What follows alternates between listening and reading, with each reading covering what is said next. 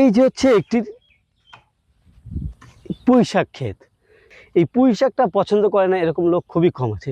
মাশাআল্লাহ এই ক্ষেতে প্রচুর পরিমাণ পুঁই শাক হয়েছে এবং এত তাজা, আপনারা যদি একটু দেখেন, মানে এই শাকগুলো এত তাজা আপনাদের দেখলেই খেতে মন চাবে।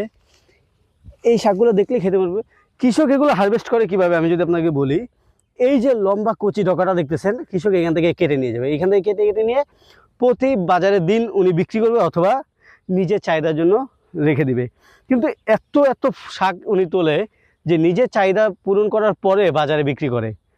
তো আপনারা এখানে একটা জিনিস দেখেন, এই যে এইটা দেখেন, আজকে যেহেতু বাজারের দিন, আজকে হচ্ছে বৃহস্পতিবার।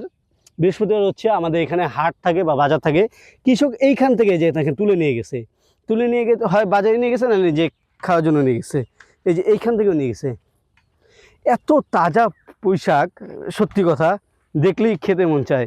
আর একটা জিনিস আপনাদেরকে আমি আগেও বলছি যে কোনো ফসল যদি আপনি ভালোবাসা দিয়ে চাষ না করেন, ওইটার ফল আপনি আসলে পাবেন না।